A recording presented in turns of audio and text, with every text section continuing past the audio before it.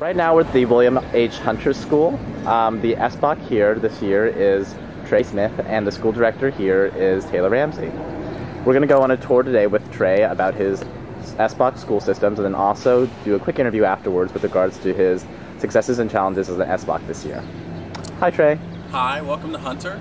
My name is Trey, like Ed said, and this is my school, and most of the visitors and the students actually would enter here at this main entrance, and the parking lot is around on the side, and it would have been ideal to have some signs out front, but due to rain and staff members who sort of remove them sometimes, we don't have any signs present here, but it is always nice to have some signs at the front door that say maybe you should buzz in and see the security guard and welcome. So we'll head inside. Great.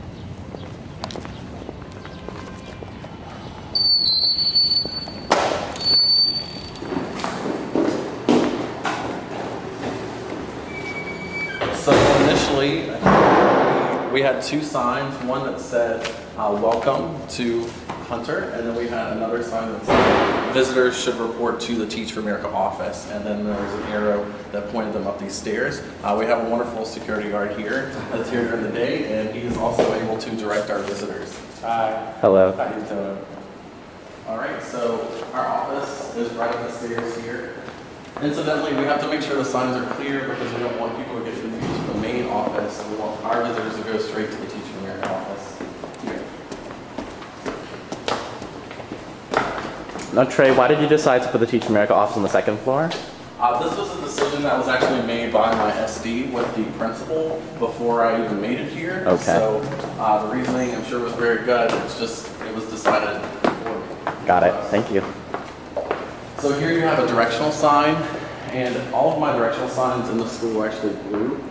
And I've backed all of these signs with black construction paper to make them stand out, especially since the walls are blue here in this building, but I would have done that probably anyway. It just adds a nice touch to the signs.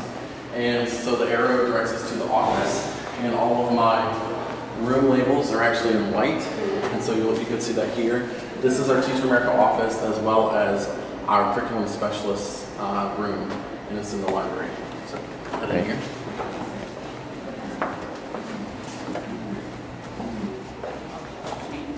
So immediately, once you walk in, we have a sign here that says welcome to the office, and we will also added some pictures just to kind of draw your attention here so that maybe you will recognize the office immediately. And then there's another directional sign here that points visitors onto the curriculum specialist room.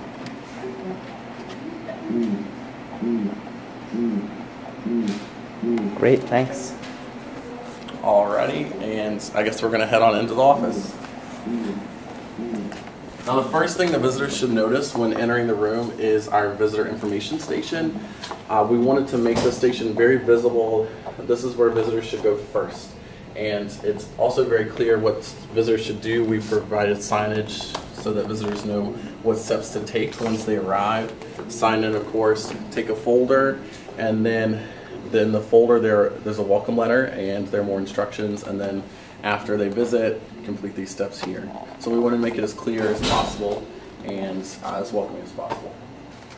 Trey, how did you get that banner to stay up? This is actually my CS's idea, my curriculum specialist idea. This is a bookend, and well, it doesn't look very nice because, but we actually taped it up here, and the sign was flimsy, so I took some cardstock and taped it. No one sees it except for the back of the computer monitor here, so this really stays well, actually. It looks highly functional.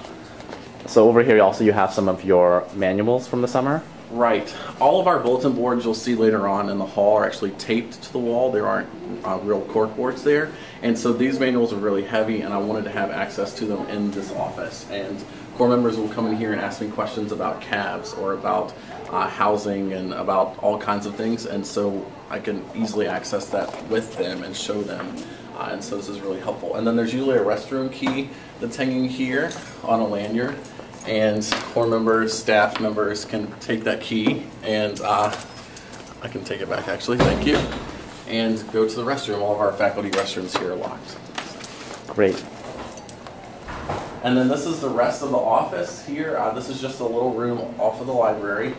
Teachers make copiers here, and we actually do have access to our copiers, which is there, I'm told, at a lot of schools, and we provide our paper. Teacher America provides that. And we could also print. I have my laptop here, and we can print to the copier. So if I don't get things done at Temple, then I can print things out here, and it's real convenient. Great. Thanks.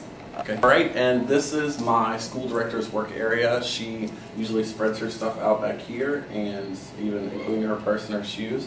And then we have some of our supplies here, our paper, our copy paper, and then markers and tape and scissors and glue and things. And usually staff uses this, and if a core member does ask for something, then I can easily give it to them, but everyone understands that this stays here.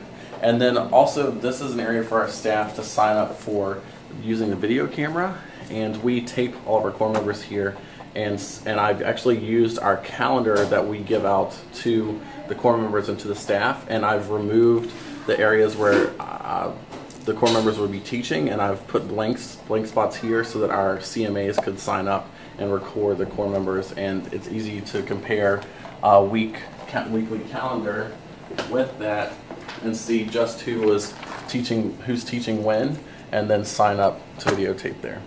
Right, and we can get a copy of this as well, because it's kind of tough to get on video. Thanks for that, Trey. Any last systems in the Teach for America office before we head out?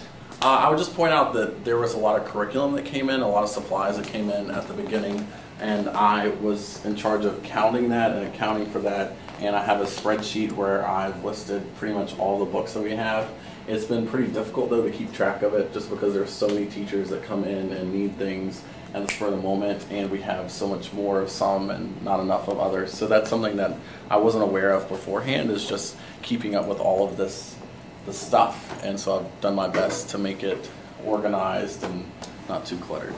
So making sure that athletics next year have a space in their office big enough to make sure they house all of this would be a key next step. And you need an area to spread it out and count it. And there's just a lot of boxes. My welcome was moving a whole bunch of boxes into this room the first day. So just be aware that that's something that might happen to you. Great, thanks. Okay. All right, so every morning core members will actually enter the building through that door there. They'll come up the staircase and enter here. And the first thing that they're expected to do is sign in.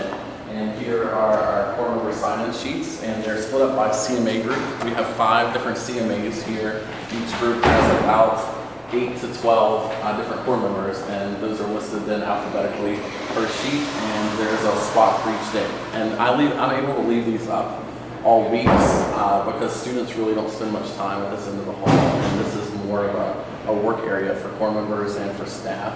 And so it's really nice to be able to leave these up, and then at the end of the week, I can take them down and see who was here and record that.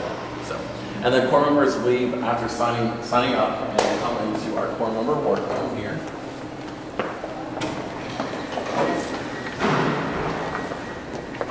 This is a workroom, and these are core members.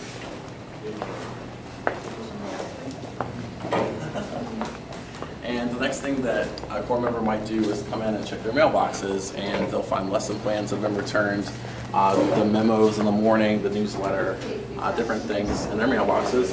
Each mailbox is split up by CMA group, just like the sign-in sheets were. In addition, core members are broken into collaboratives, and collaboratives 4, 5, and 6 are all with Casey. And so collaborative 4 includes Morgan, Jessica, and Jonathan, and so it's really easy for them to keep all their lesson plans together. These teachers are teaching the same classes, and so it's easy for them to keep their things together here.